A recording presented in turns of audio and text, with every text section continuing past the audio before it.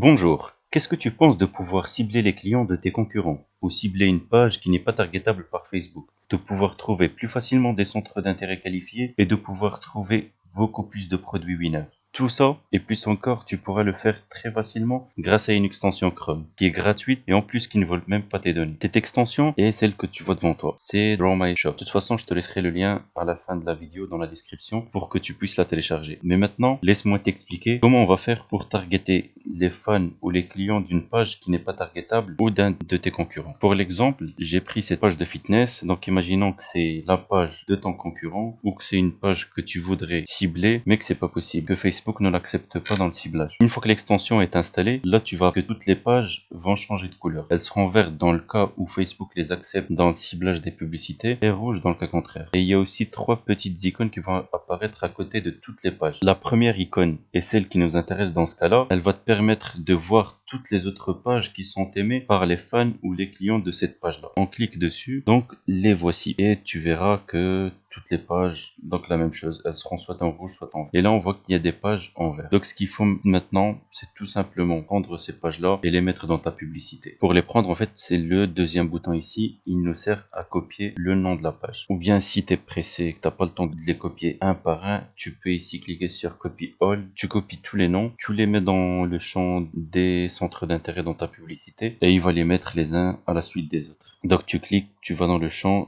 un CTRL V et il va les ajouter automatiquement. Donc voilà, ici il y a une troisième icône, elle sert à afficher toutes les publicités qui sont lancées par la page. On clique dessus, on choisit le pays et on aura tous les produits lancés dans ce pays pour pouvoir trouver encore plus de produits. Là, tu as dû remarquer qu'il y a un quatrième bouton qui s'est ajouté. En fait, le problème quand on affiche les publicités, c'est que Facebook cache les données de nos concurrents. Pour pouvoir les trouver, il faut tout simplement cliquer sur ce bouton-là et là on aura la date de lancement et on aura les commentaires, les partages, les j'aime pour pouvoir juger si ce produit vaut la peine, si c'est déjà saturé, pas assez, il vient d'être lancé, ça fait longtemps qu'il a été lancé, qu'on aura tout le détail. Donc déjà, rien qu'avec ces 4 boutons, on pourra tout faire. On pourra trouver des nouveaux produits, trouver des pages à cibler, trouver des concurrents, trouver des produits, trouver tout ce qu'on veut. Et ce bouton-là, il sert, comme on a dit, à copier les noms des pages. L'extension a aussi sa place dans la page des statistiques d'audience. Quand tu cherches tes centres d'intérêt, au lieu d'à chaque fois copier le centre d'intérêt, venir le mettre ici pour savoir s'il est accepté ou pas par Facebook, ben là, ceux qui sont acceptés par Facebook seront en vert et ceux qui ne le sont pas seront en rouge. Plus la petite icône qui te permet de copier le mot-clé plus facilement et plus rapidement. Il y a encore une chose, ici le champ des centres d'intérêt. Des fois quand on cherchait des centres d'intérêt, ils étaient un petit peu lents, ils étaient coupés et on ne savait pas à quoi correspondait la suite. Donc ici, ça a été prolongé un petit peu pour qu'on voit plus clair. Voilà.